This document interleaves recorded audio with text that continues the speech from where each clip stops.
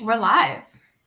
We're live. All right. Well, welcome to Gen XYZ, the show where we bring generations together to talk about things going on in the workplace, events that are happening in the world, trends, and occasionally we argue with each other where it makes sense. Never argued on this show ever. I don't know what you're talking Never. about.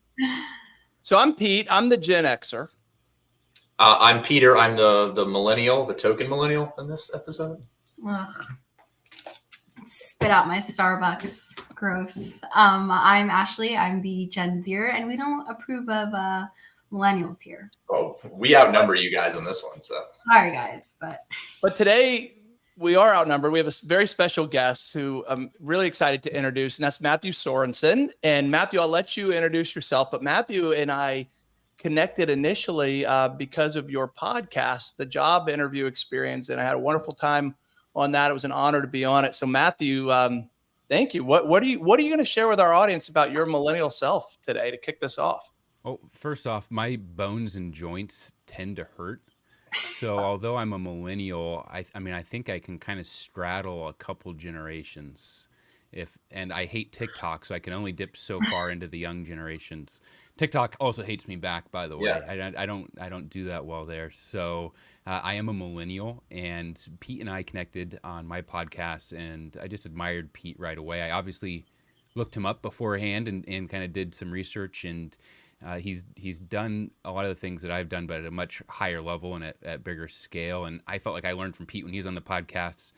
My audience loved him, and then I got to join on Pete's podcast where what's funny is we have these podcasts based around job interviews and job searches, but we're interviewing each other on our podcasts. Not right. Maybe job interview style, but we've kind of gotten to dig into each other's minds a little bit. And Pete, I think I told Pete that I just wanted to stay involved, have him back on the podcast, keep doing stuff.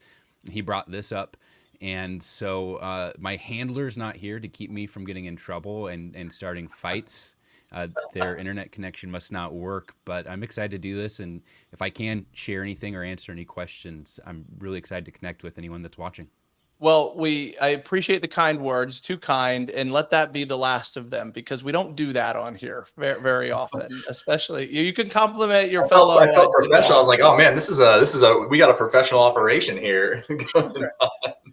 Well, thank you. And thank you for joining us today. We're very excited to have you provide your expert knowledge on interviews. We tend to say the same things over and over because our opinions have been in place for a while. So to have your outside expertise is very valuable. So before we get into questions and start putting you in the hot seat, Matthew, if you're listening, we need your input. And I'll say even though Matthew's here and is going to help us today, when we just hear ourselves talk, we even start to bore ourselves at some point. So the more comments, questions, the better. We'll take questions live. You can always put us to the test with that. That's what makes the show interesting if you've joined us before. And share your opinions, because that's really what this is all about. We all have our opinions that we bring to the table. We'd love to hear from everyone who's listening today. Guys, is that it? Did I cover the bases? I think you gave the standard boilerplate there. I think we're good. Now we can start. Pete, did you say that there's a $500 gift card to whoever had the first comment? Because I just commented. I don't know if you said that or if I just kind of imagined you saying that. I think Peter said that. I think he said that he was providing it. So yeah, I'll pay for it, right? Yeah. We get confused a lot because of our names. And I'll take the $8 gift card from the proceeds. Perfect. Well, guys, let's just start at the top. We're gonna a little serious, because we always want to make this educational where we can and have fun where possible. But Matthew, from an interview standpoint, I know you think about this more than any of us. What is the most important thing in making an impression? From the interviews, and especially I think about in-person interviews, walking up to the front of the building and getting the person, walking them back to the interview room.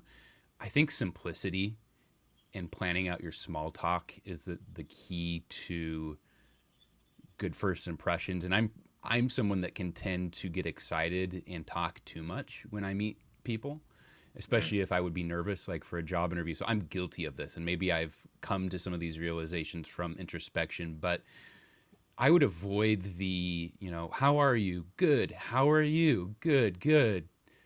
As much as you can. And I would make a plan ahead of time to, if the person that comes and gets you and you have to walk kind of, the 10-minute walk to wherever the interview room is, it's best if they take the lead. But say they don't. You need to be polite. You don't want to be silent the whole time. So when we talk about first impressions, I'd plan to say something kind of generic but relevant to the situation, but don't go too deep, right? You don't want to ask her like, where's the CEO? Why isn't the CEO in the building today? Or, what's your fiscal plan for the last quarter of this year? Anything like that. You just keep it kind of relevant, like, great to meet you. I love the artwork in the hallway, or that sculpture out front is really cool. I love the huge double doors. Just finish up reading your blog before getting here. Really excited about what you're working on. Something really, really simple. Good, how are you? That's fine, but you don't want to get stuck in that kind of generic loop.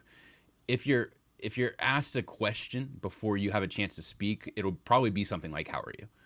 And so also, I would plan out what you're going to say. Instead of saying good, which is fine, it's not going to hurt, it's not going to keep you from getting the job offer. Think of something simple and healthy. You could say, I'm great. I did a 3-mile walk this weekend, and I feel feel so good after getting all the fresh air. Thanks for asking. And then the biggest thing here with first impressions, after you say something like this, shut up. Don't try and lead the conversation. That is what the recruiter is for. That's their job, or hiring manager, whoever it is that you're walking with. You're their guest, so let them lead it. You don't have to think of the next thing to say. Maybe they'll feel awkward and they should have prepared for this, but if you just shut up and let them take the lead, they'll ask you the questions they usually ask people. Maybe you'll have some silence. That's going to be up to their preference, and their preference is going to be the best place that I think you can be in that situation. All this kind of applies to video interviews as well, or phone interviews, same thing. Just have a little simple something ready to say and let them do the rest. Do you think that people, the biggest thing I've always encountered is people are nervous. They're really nervous. We work in this industry, obviously, so we've interviewed and been interviewed hundreds and hundreds of times. Most people are only going to go through, a handful of interviews throughout their entire career. So do you think that preparing is going to help with that? Because I've always, and when I was earlier in my career, this was kind of a thing, is trying to prepare, and then your mind just goes blank when you come in. What do I say? What do I do? You think that helps with that, or? I think having a game plan, and just like you said, preparing. This is not something you have to spend a lot of time on. Just plan to say, I walked my dog last night and watched the sunset. How are you? And it's like, I feel so refreshed after doing this simple, healthy activity, right? And some people, they're like, I've seen this. People are like, I had a bachelor party for my friend this weekend. Still kind of tired from that. You can hurt yourself by telling the truth.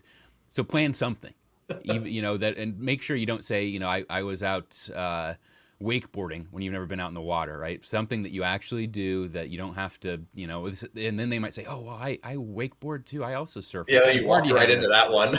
Right. So just keep it super simple. And I think simple first impressions where you say a little bit too little, when you say a little less instead of too much, you just avoid getting into those awkward situations that way.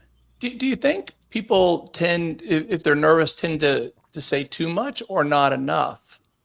I think it depends on the person. I think if you're genuinely friendly and happy to be there, if you say too little, you'll still come across the right way. If you're in a bad mood, or you don't want this job interview for whatever reason, that'll, and then you're kind of silent, that will come off. But I think if you're friendly and genuinely happy to be there, and you're just a little more reserved at first, I admire people like that don't over talk and over communicate in those first couple minutes. You can do that later when you talk about a product or a skill that you're excited about. That's the time to kind of start letting that energy out. But early on, be as reserved as you can while still being friendly and polite. Good deal. That's good. Well, Ashley, what do you think? When I interviewed you so long ago, were you nervous? Oh God. So it was over Zoom. Yes. I prepared for this one because I can tell you my first interview when I first moved to Florida, I didn't really prepare too well. And it was like in person. I got lost, had to text the person like, hey, where's like the room? They like came downstairs and got me. And I think so it's so different when it's office versus Zoom. When it's the office, I was looking around in my surroundings and just kind of made conversation with what was around me, and threw some compliments.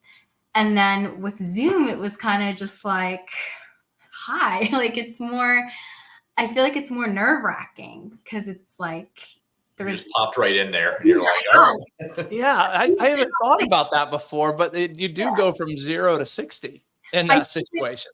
it's weird for me to just be like, hey, like, I like your bookshelf. Like, versus if you're in person, it's like, wow, like, this is a really nice painting. Like, it just hits different. So I think there's a lot more pressure. And quote me on this, I could be wrong, but I think there's a lot more pressure when it's virtual. But I do feel like in this, it's still easier to answer questions because you're in the comfort of your own home instead of being like in front of like an actual person in an office. Matthew, what do you hear from your audience? I know you get a lot of feedback from your podcast on this. Do people generally prefer to interview in person or virtually? I mean, where are they more comfortable? I think a lot of it's about personality type. So I would prefer in person. I'm a little more outgoing and just comfortable.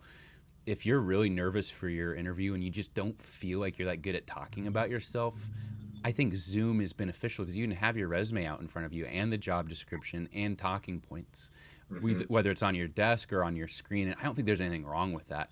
So I think as far as comfort levels, I don't want to, hearing Ashley talk about that, I don't want to make assumptions about what's more nerve wracking.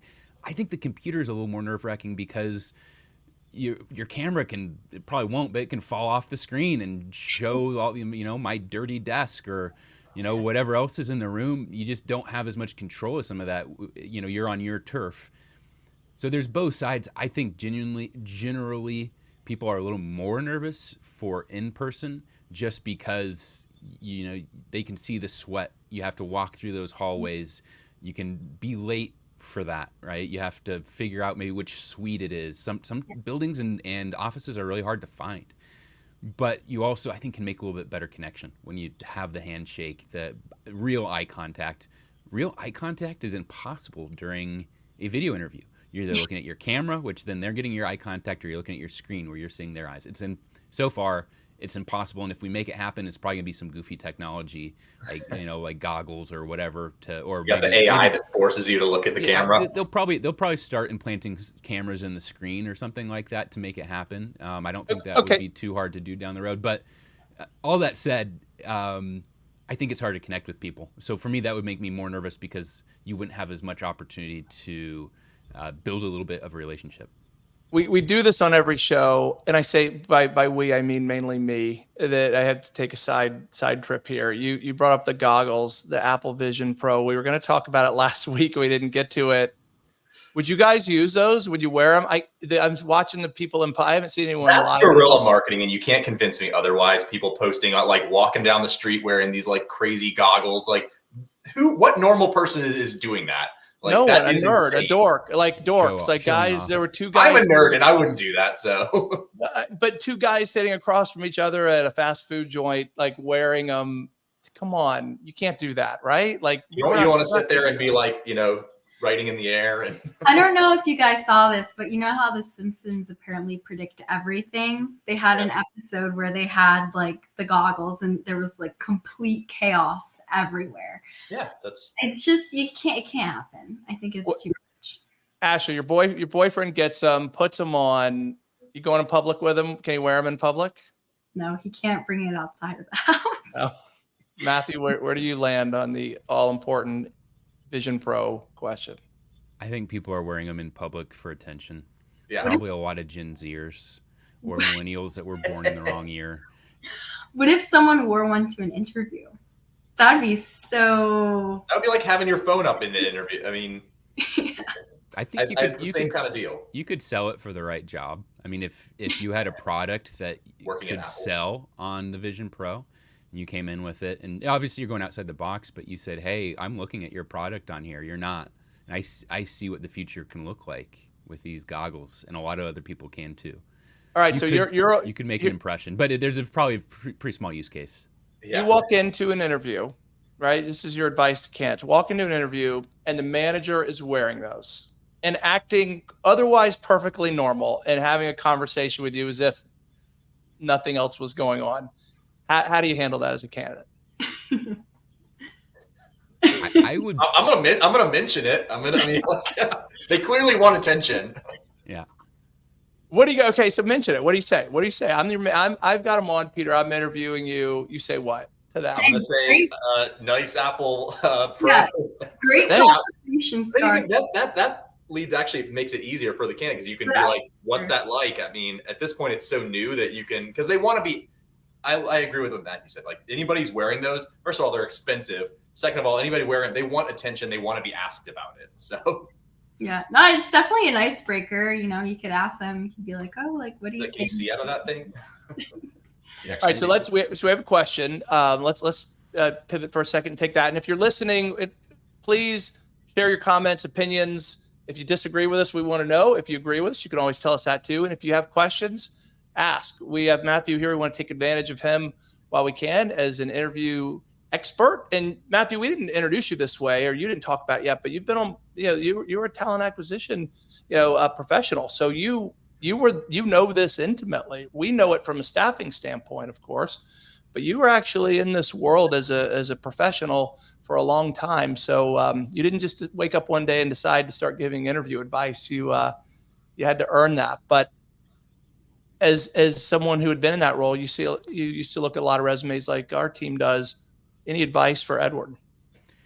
So I see Edward's question. I like the feedback about the interviews. Do you have any advice in regards to trying to get the initial interview so far as resumes? And Edward, I think you're asking about. Okay. Yeah, you added to it. Yep. Asking because I've heard a lot of conflicting feedback about add job description, remove job description, list your skills only, put on your achievements. Yeah, that's a good question. So I think you're asking about getting attention, getting your resume noticed. Is that correct? I think so. That's what I got. That is. Yeah. So I mean, one simple thing you could do is if your resume has a summary, and this is more work, but obviously it has to be to get attention unless you do something goofy. You could just start your summary with, hey, we'll just say LinkedIn, right? So you're applying for LinkedIn. Hey, LinkedIn hiring team, and then say about you. Just super simple. And then they know basically all it says is that you're a little more committed and you've taken the time. And it kind of breaks the fourth wall. It's like, hey, they are talking to me. Like, this resume is for me. Doesn't make you a better candidate, doesn't make your skills better, but that would be one way to make it stand out a little bit and show that it's kind of like a cover letter that's personalized, but just something small. What do you all think about pictures, candidate pictures on resumes? What's your opinion on that? I mean, from what I've heard, isn't it like if you're going for like an acting job or somewhere along those lines, it's great. But if you're applying for like a marketing job or a job in nursing, like, you don't need your picture on there. Yeah, I'm generally against it. What you said is actually exactly what I was going to say, is changing your like objective section to be specific to that company. Say they're applying for Four Corner, which is a recruiting company. Like, I think, I really enjoy, I think I'd be a good fit to Four Corner Resources, and then maybe mentioning something about the company. I've seen a few resumes that have done that, and I read it and I was like, okay, cool. They actually customized this to this specific job, writing, I think I'd be a really good fit to your recruiting team. I see that you guys work with a lot of, healthcare clients or what have you. Like, I've got experience X, Y, and Z, and tailoring at that level. Like, that's probably the top tier, like, tip I would give, what you said there. Yeah, and I'll just add on to that if you're a job seeker and you want to cast a wide net, that's a phrase that I use often. You want to cover as many bases as you can to have the greatest exposure. Ideally, you want to be in a situation where opportunities can come to you. So have your LinkedIn profile and your resume as robust as it can be, posted on job boards, posted publicly in the hands of recruiters, as many as you can. who could potentially work on your behalf. But when it comes to applications, I would take a two-pronged approach. I would take one where you see a job that's a maybe. I'm not really fully qualified for. I don't know if it's a job I'd even want, perhaps, but I may as well sling my resume over there. No harm, no foul in that, right? Yep. But if it's a job that you genuinely are interested in, you believe you're the right fit for, it's one that you want to fight for, then go fight for it. And that means doing the extra steps, customizing your resume, having it mirror the job description. Another phrase that I always use is make it as easy as possible for the recruiter or hiring manager who potentially will be looking at your resume to know exactly who you are and what you do. Right? Spell it out for them. So make you be the match so they don't have to wonder if you're a match. But that does beg the question, Matthew, and we'll see where you fit on this, where you sit on this, which side of the fence you sit on, cover letter or no cover letter. Yeah, can I pause on the cover letter and give a couple more things for Edward? Yes. So on the profile picture, I think it's totally up obviously to you. If you don't like the idea, don't do it because it's not you. I personally like them. If you have a friendly picture on your resume, if you have a picture on your resume, I like that. I like putting a face to a name. Here's the question I'll challenge you three with. Your LinkedIn page is your resume online. Yeah. Why is it okay to have a picture there and not on your resume that you send to an employer? I feel like because LinkedIn is more of like it's like a business social network. Yeah, it's like a social network. So we're more inclined to add it there versus when it's like a handwritten resume. It's just like, I don't know. I just grew up and it was just never a thing. Yeah, I guess it's habit. And I would say like the caveat to that, me not putting my picture on my resume, is I would put my LinkedIn link on my resume. Yeah. It's going to be a PDF at this point. They're going to click on it and go. So it's just double. I guess it seems like double work. And the times I've seen it done in the past, there are times, and I can think of where it's come across good, but more often than not, I guess people do it incorrectly and it just kind of seems gimmicky.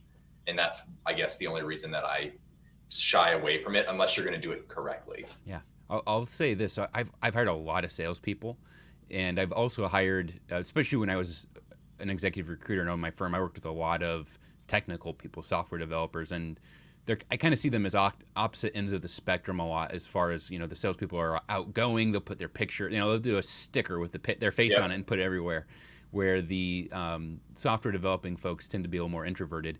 I'll say this. I would expect the picture on like a marketing person, social media person, more on their resume. If I got a resume for a software developer, for an engineer, and the resume looked good and it had their picture on it, I would say, hey, this person's pretty well dialed in to like a little image, branding, friendly. I think this person might be a little more maybe socially connected to this process and maybe within a company. That it would just stand out to me that way. But if you don't like the idea, don't. So Edward, I hope you're still here. I'll really quickly tell you, I have a process you might like I just called the resume and job description breakdown. So get both in front of you. It works really well with two like Google Docs, or you can have them physically, and highlight on your resume and with the job description next to it, everything that on the job description that you're perfectly aligned with. You have those skills, highlight those in green. Things that you're kind of okay with, highlight them in yellow. Things you don't have, highlight them in red. Then do the same thing on your resume, match them up. And then the things in yellow, put together kind of some basically explanation of how you align with that, and you can be honest too on where you don't have as much experience.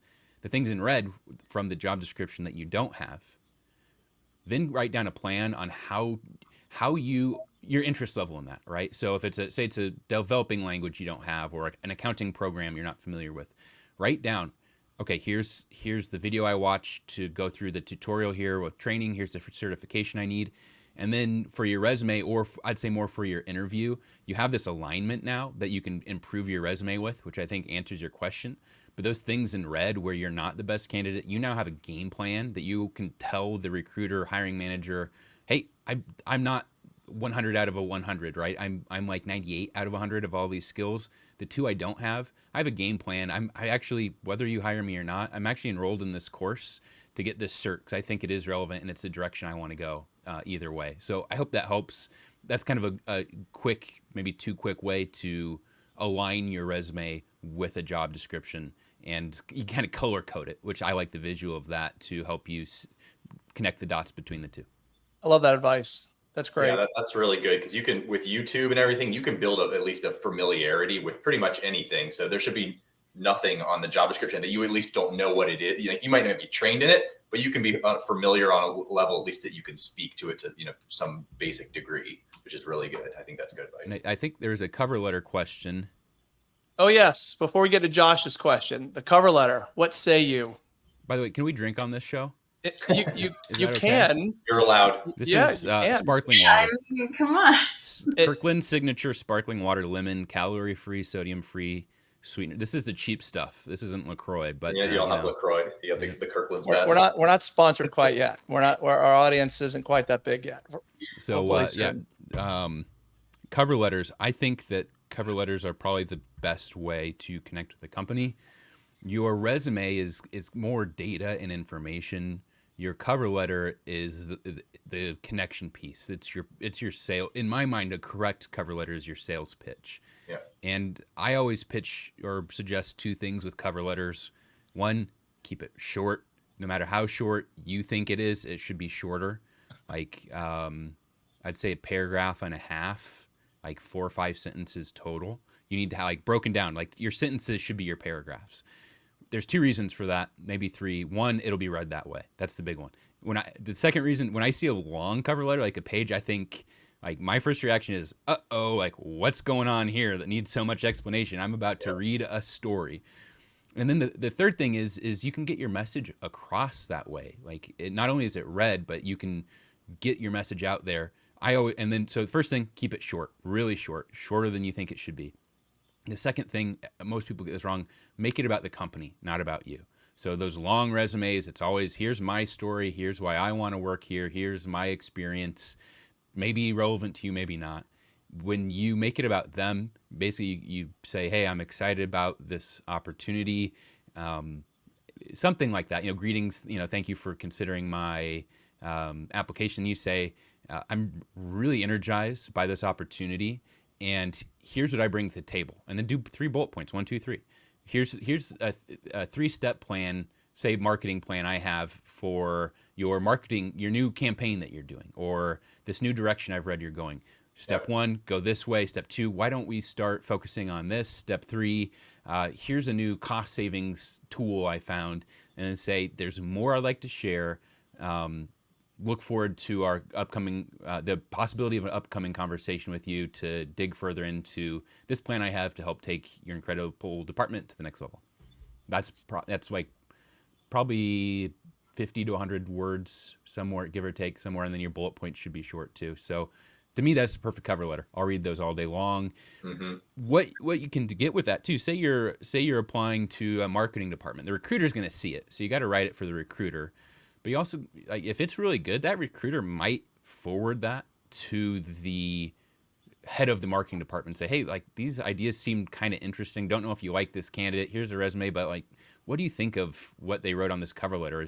Are these good ideas? Or like maybe like this information is so relevant, I thought you should see this, whether we talk to this person or not. That can happen if you write it well. It's way more work. If you understand the industry better or the company you're applying to, it will help in writing that. But you can also do a generic version if you don't feel like you know the industry as well, or you don't feel like you're in a place to.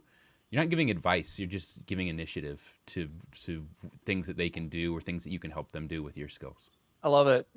Everything you're describing right now is indication of a candidate showing enthusiasm, genuine interest, and separating themselves, because that's what we're talking about really, and why you would do any of these things. Customize your resume, write a cover letter. I personally am a big proponent of handwritten notes.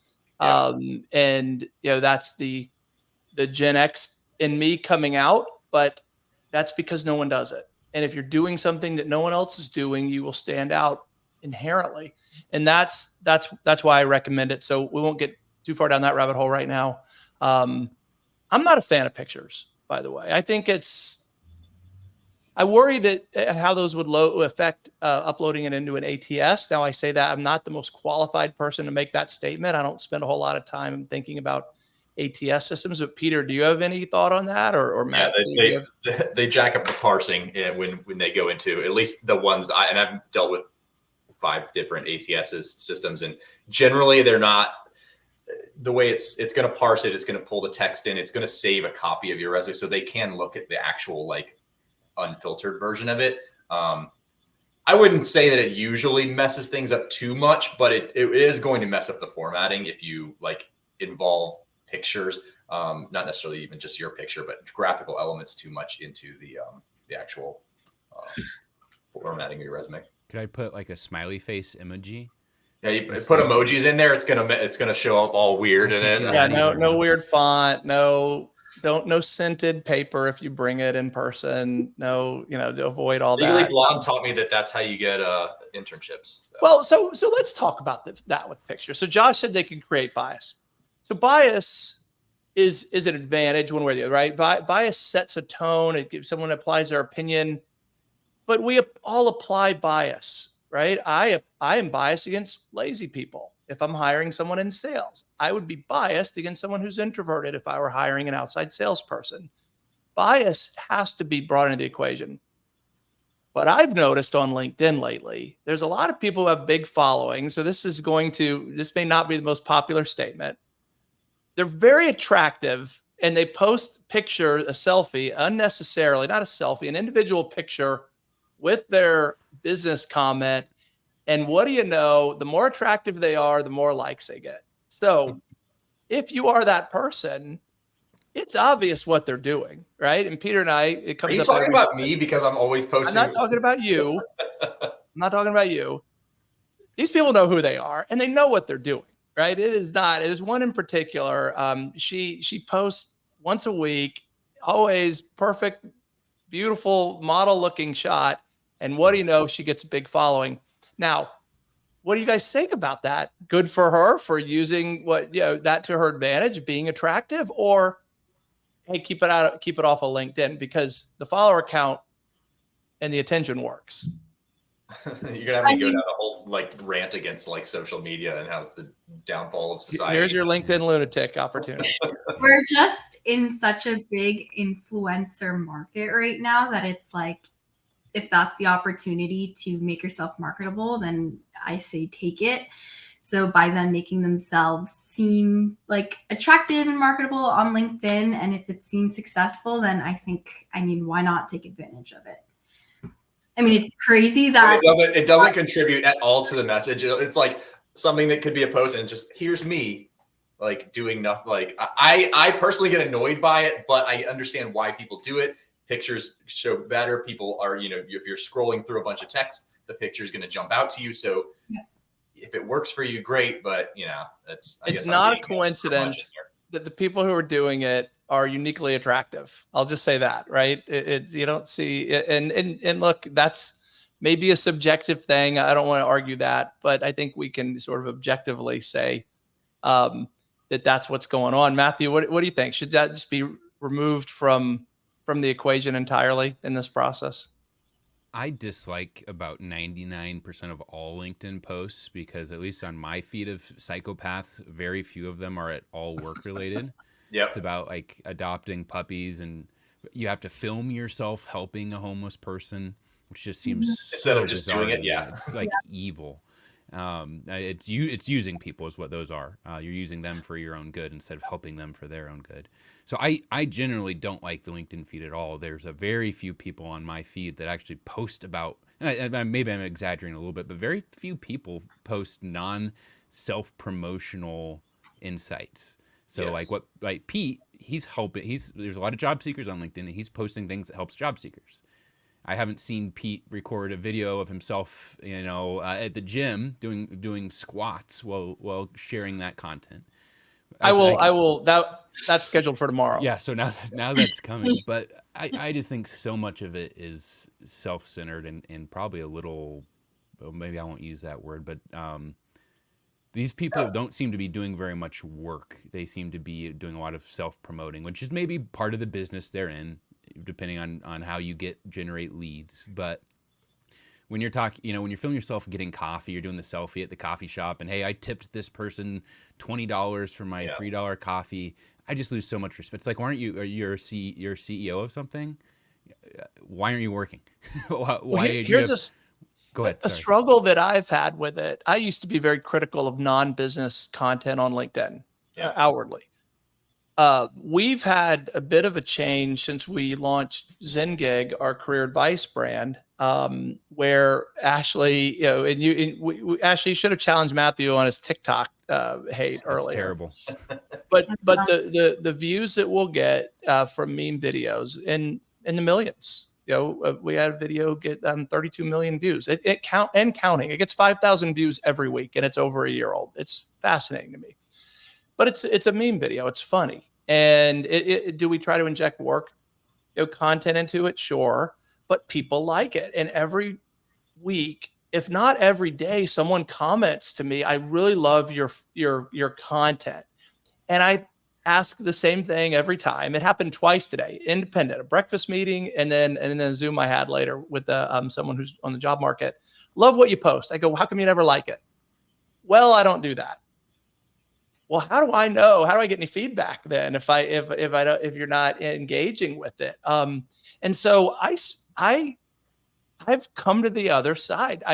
People want to have fun in their workday, right? I mean, work sucks a lot of the time, right? It's why they call it work. That's why we get paid to do it. We know that. So I've conformed. I think, have a little fun along the way. But the pictures, just look at me. I tip the person, like you said, come on, do your charity work in private, make it meaningful. Yeah. I'm all about the funny stuff on there. If you can relate it, if it gets you to my, my other stuff that's going to be actually helpful when you need it, great. The fakeness of it, that's I guess my pet peeve on it is when people are, post a bunch of like fancy title. I'm a ninja, whatever. We had a whole or renting the Lamborghini, right? And posting this. I see a lot of that. I'm grinding and this is the grind mindset. And I got this Lamborghini and it's not real. It's fake. I really appreciate it when somebody posts something. I'm like, I can tell they actually wrote that, first of all. And they actually, it's them giving genuine advice. Maybe it's not even the best advice, but it's them trying. I appreciate that 1,000 times more than the super polished fake, stuff I see on there. So especially with our TikTok, it's come a long way. I've been trying to find our niche for so long. And I just realized the more real you are and the more relatable. People love relatable stuff. They'll comment and they'll share it. That's what gets them. And it has to hit a core. So my one video, sure it was a Star Wars video, but the caption I had on the video hit 30-year-olds really hard. I don't know why. Because it was so real versus all that fake stuff that you see nowadays. But I think humor helps us deal with real things more. So you mentioned dog videos. You're going to think less of me, but I've started posting videos to amuse myself as much as anything else. I have a puppy. Anyone who's been on Zoom with me knows my 3-year-old dog is often hanging in the background. I'm standing right now, so you can't see the chair, but we have a new puppy, and I've kind of made this joke of the new guy screwing up in the office and posting, but there's so much real about it. It's so easy to equate this kind of funny, silly stuff with real work problems. And I think, I don't know, that's just an easier way to address serious stuff sometimes is through humor. Yeah. Well, and a good example, I have a TikTok, and for my podcast, I just post my episodes on there, and what is it? What is it? Give it. I think it's at the Job Interview Experience, and so I have very few followers on my TikTok. Let's see, I have 573 followers, and I think it's because my videos, it's just me being dry and talking. I try and be friendly and inject a little bit of personality into it, but I think when you can make things on the social media platform like TikTok in a way that connects with people, that's how you, like what you guys do, that's how you start educating them, is you have a video where it's not a 2-hour lecture on here's the top 50 job interview techniques and here's the data, right? So I think it works. When I say I hate TikTok, TikTok hates me, it's just that I don't have very many people. I haven't gotten very far. I just don't have the skill to make these engaging videos. It's just, but on the podcast format, I do have a bigger following and people like listening that way. So TikTok just hates me. I don't know what to say. It's just all about finding your niche. Like, I just remember when I first started, I would just give straight up educational video clips, and they would just get no love. So I was like, how can I educate people at the same time, but also like have it relatable, have it be captivating? So there's like this thing called CapCut where it lets you kind of just take like characters from movies or just different TV shows, and they'll say something and I'll be like, how not to answer the interview question, blah, blah, blah. And it goes with that. And I'm like, not only is this educating them on how not to answer an interview question and getting them to our website, it's also doing it in like an amusing, different way. So it's tough. If you can't keep their attention, then your message is pointless anyway. I mean, you got like we've had this whole conversation about two people saying the exact same thing, and they're going to listen to this one versus that one. But there's a very real, anyone who produces a lot of written content and is involved in search engine optimization with Google knows that Google has started to favor shorter content, and kind of because of the TikTok effect, where people don't want to read a novel to get to the point, just like the email you described. And that was in my head as you were talking about that, Matthew, because I'm with you. If I have to scroll, I'm not reading it, right? If I see a paragraph, a wall of text, I don't want to read it. Like you said, it starts off bad. Give me bullets, give me just the facts, and let me move on. So that's how Google's ranking content right now on websites too. They're doing it, and they want shorter messages. So it's more likely that you've written it. I mean, that's when you said cover letters. If you see a long one versus a short one, my first thought in the long one is that's a template, and you're just plugging in stuff. You didn't spend all this time to write this out if you wrote a paragraph, I can understand. Yeah, you wrote that out. You put a couple bullets in. You actually spent the time to read this. If it's a long one, maybe it's because I guess I'm jaded because I've seen too many long ones where I'm like, they plugged in the company name in 5 spots and then the department name, and otherwise it's like generic. All right. Speaking of templates, let's go to Brian's question. How do you address a problem when you have over 18 years of experience? So what problem? I think that's great. Yeah. You sound like you're whatever you're doing, you're qualified and experienced doing it. That's a good thing. So if you're still with us, and sorry for taking so long to get through the question, clarify that for us if you could. And then, do we have an ATS resume template? We do on our site, zengig.com. You can go and look at our templates. We also are a fan of Beam Jobs. If you want to go there, they have free resume templates, beamjobs.com. We like them, but keep it simple. That's my resume advice. Use a chronological hybrid, resume if you want to. If you look on zengig.com, you'll see the difference in the different resume formats. Back to my earlier point, make it as simple as possible for the person viewing your resume to know who you are and what you do. Don't get fancy or cute. Treat the ATS like a recruiter. Like the ATS should be able to easily understand that you worked at this job from this date to this date, and you did, here are your skills, and because it's going to parse those in. That's how it's going to, if someone's using a system like that, it's going to try to equate these skills with this job during this time frame. So. Yeah, absolutely. These resume, I'm on your website snooping around. These resume formats are really cool. I'm trying to download one. All right, so let's hit this question. This is from Carlos. If you've worked on multiple projects with different technologies or skills, not always the same, and you're asked about years of experience with a particular skill, do you mention only the amount of time you worked on projects with that skill? All right, Matthew, this one's for you. So I think what he's asking is if you've worked with the skill some of the time, but not the entirety of the time, but can you claim it if the project is longer than what you 5-year project? I spent 1 year with the skill. Did I work 1 year or did I work 5 years? Good question. Yeah, I like that question. I think it's a good time to be honest and explain it.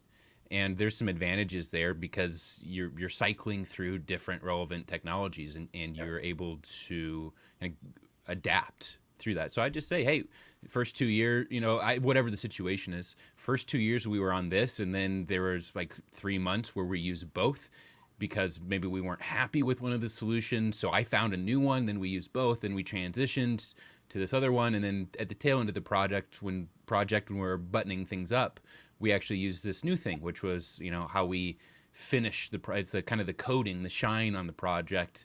And so I really kind of have 2 years with this, 2 years using both, and 1 year just with this kind of a thing.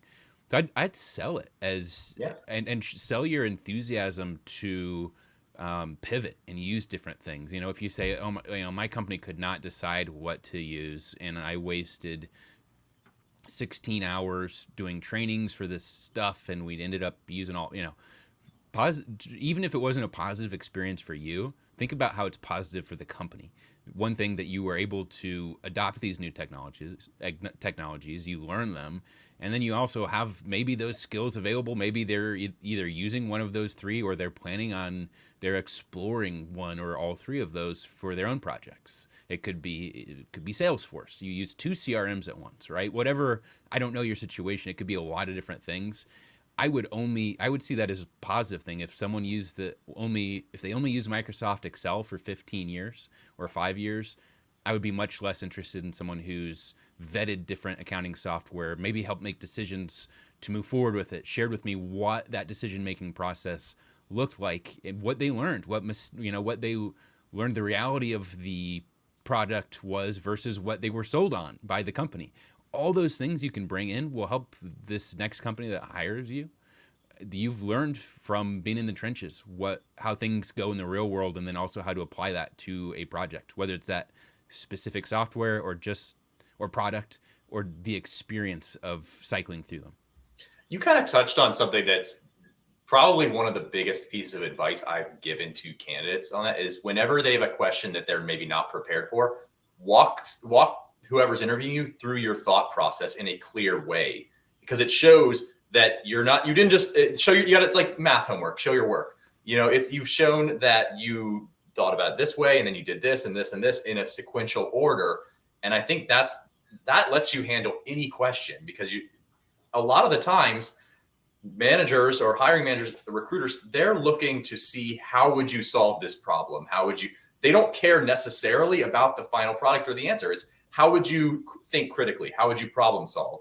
I tell that to candidates whenever I talk to them. Anytime I get that question, is how do you handle a question that you aren't prepared for? It's the process. That's what they care about. Yeah, I like that a lot. Good stuff. All right. Ready for a tough question? Yes. You ready? Yes, I know you are. All right. I'm going to give it to you anyway, because you're live. There's nothing you can do about it right now other than answer. And if you are listening, hit us up. I know we're not answering a lot of questions today because we're talking so much, but we're ready. We'll do it. I'll get to them faster. If you guys can, if you have any questions. All right. So Matthew, you're in an interview. You are asked a question that you are unprepared to answer entirely. You are blank. Nothing comes to mind. How do you handle that? It happens. That's pretty common. It happens. If you just can't answer it, or answering it's going to be too much of a struggle, right? To me, I think of like someone asked me a math equation, right? Like, what's 42 times 41 times 5, right? I can probably figure that out if you give me 24 hours, but you don't want to be there for those 24 hours. So if you know you can't answer it, or it's just going to be too awkward, and you're like, let me think. Yeah. I have a solution that I think will put you in a way better spot than you were with either what I call a non-answer, which is kind of saying, what color, it's what politicians do, right? They just kind of say something and no one knows what the actual answer was. So that's a non-answer. Or a bad answer is inaccurate answer, right? Lying, maybe making something up, and then that never goes well. It might even put you in a better spot than if you actually have the information. So if you don't know the answer, be human and say, I actually don't know the answer to that. Or you could say, I have that info, but I'm nervous and I can't remember, right? Maybe they ask you, what product did you use at this company? Or like, what software did you use at this company 10 years ago? And it was something you used a little bit. You could say, I have that info. I know it. I'm nervous. I just can't remember right now. Would you give me 24 to 48 hours to gather that information for you so I can provide accurate information? And so it kind of depends if it's something that you just can't quite recall. Maybe you need to. I've used so much software I can't remember all the names of them. I was going through ATSs on a call the other day. I couldn't remember a couple of them that I used. Feel like I spent my life on for a couple of years.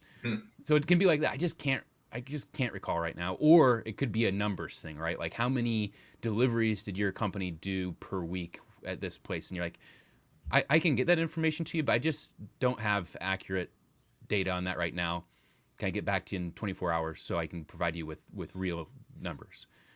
What that does is it shows that you're humble enough to admit that you don't know everything, which none of us does. The recruiters don't know everything. They're not expecting to interview a perfect person. People that move forward with inaccurate information hurt companies. They're dangerous. So you're a winner there. It also shows that you care about information accuracy and you care about telling the truth. So even if it takes a little extra time, that type of person's better. You could even say by the end of the night tonight, right? You don't have to say 24 hours. You could say by EOD. Now you have something amazing, which is permission, hopefully, if given, to follow up. So you can even say, I'd like to send that to you, maybe in a formatted PDF or an email. All depends on what they're asking about. You know, how do you prefer that I send that to you? Can I shoot you over an email later tonight? So now you're in a different level of communication with that recruiter, or maybe you're talking to the person you're going to work for. You say, hey, can I send that over to you? And I actually kind of like to format it, maybe do some, I should give you some examples, some different timelines, whatever that would be.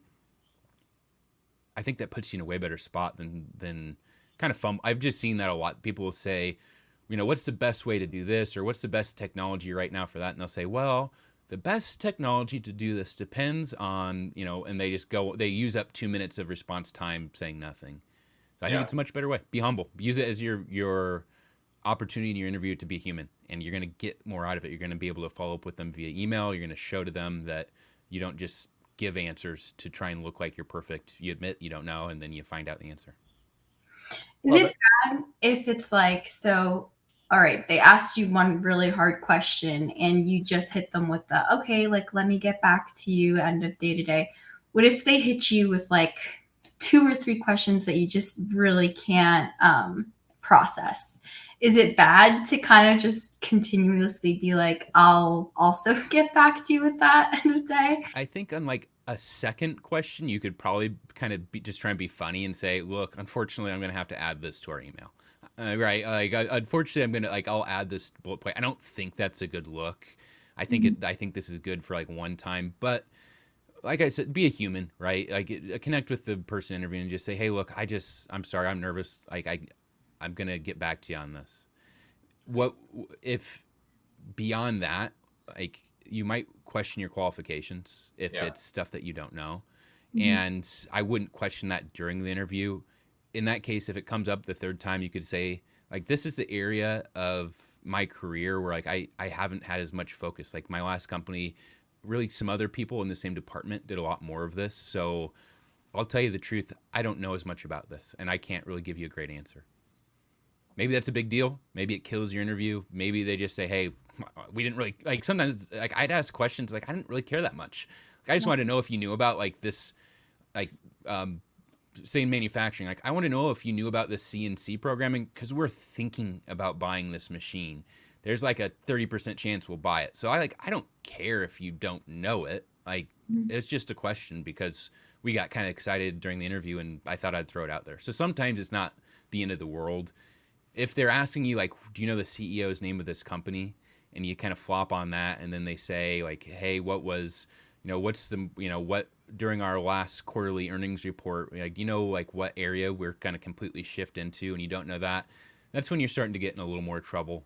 Yeah. And again, maybe you just say, hey, look, I think I need to do a little more. Like I was really focused on the technical parts of my experience. I didn't spend the time to dig into the financials as much as I should have. What I want to do is gear up on that, maybe email you some findings and what I've learned to show you that I'm up to speed.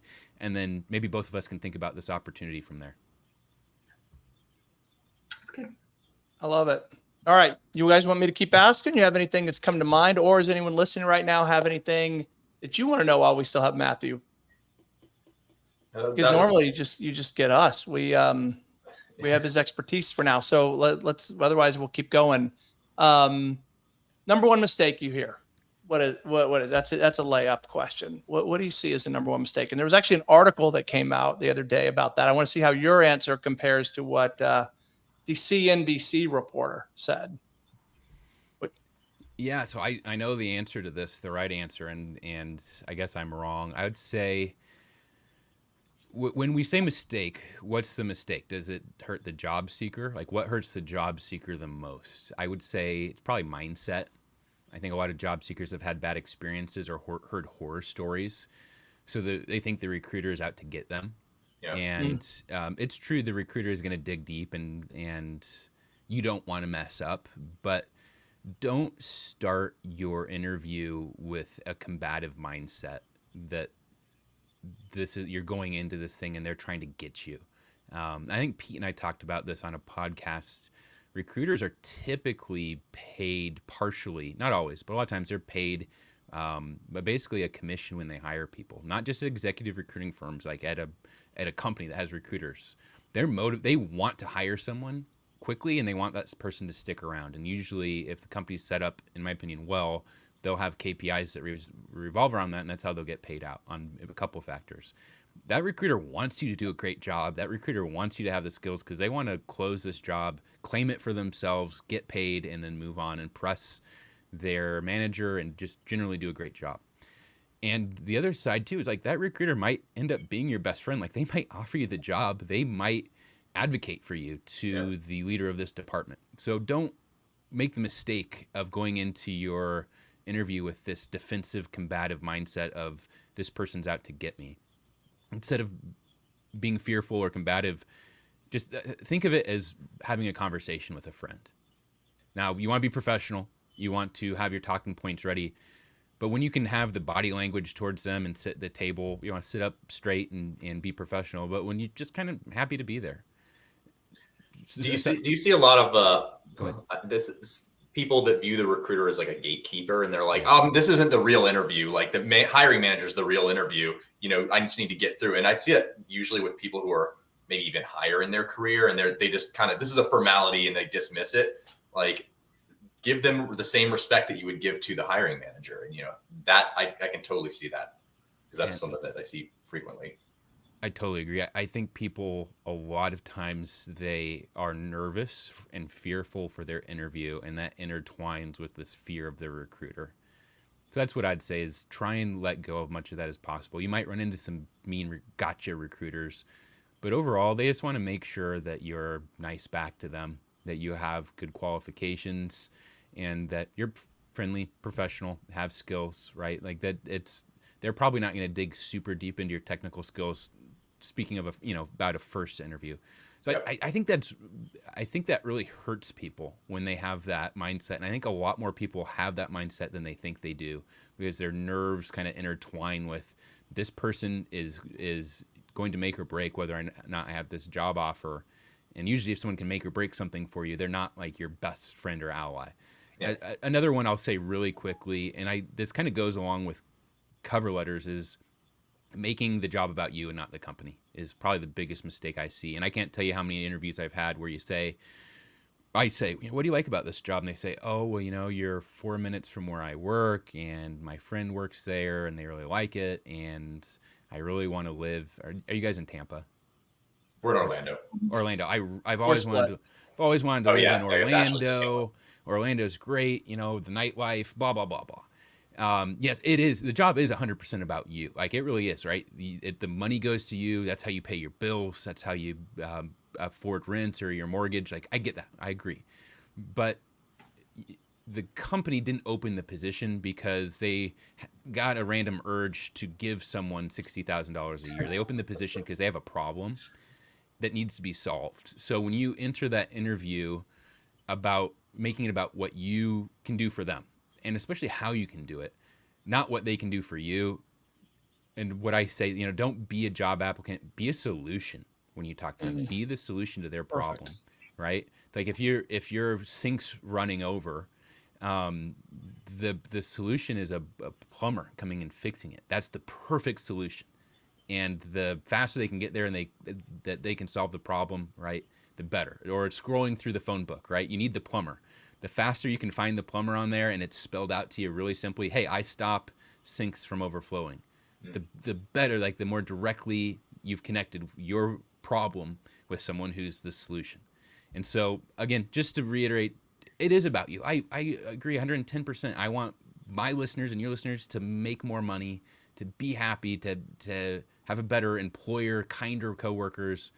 But when you engage during the interview, if you want to do a great job, you have to make it about them. And when I see people that do that, I just understand that they're aligned and they have a business mindset, because the great people I've interviewed, they know the business's problems, or they know the challenges of this role, and they can say how to overcome them, better ways to do things, new ideas. They have an understanding of the market with sales process. They understand the customer. Maybe they bring in their own Rolodex, or they've sold something similar. Those are all the things that they're the solution. They're educating me as a recruiter instantly. That's someone I have to hire, because they know as much or more about this than we do. They're bringing in new ideas, and they can do something more for our team, solve the problem than we can currently do without them. Love it. All right, Ash, you get one more question, and then we have to let Matthew go. So, or if anyone out in the audience, if we promised we'd only keep him an hour. So we're at our limit. Then see, I told you we'd fill up this. We didn't get to a fraction of the things. We didn't get to all the funny stuff. We have a whole list of. You need a mute button for me. Is the only recommendation. We just have. There's so much. Start going. We didn't even get deep into it, right? I mean, that's what happens. There's so much to this. Well, I mean, but there's just so much to it, right? And we know, and you know better than anyone, that candidates you need help and want the answers to things that at times we take for granted because we've done it for so long. When you're a recruiter, you see the same things over and over.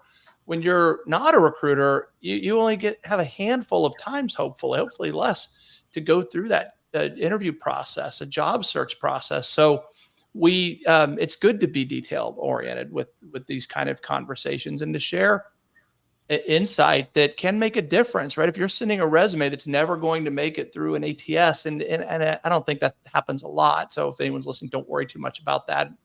But we see the resumes come over that you can't even open and that sort of thing. So you really want to stay in the center. So all right, Ashley, what do you have? I was going to end it. I mean, this might be long, but maybe we can try and summarize this really quick. But worst interview experience you guys ever had? Real quick.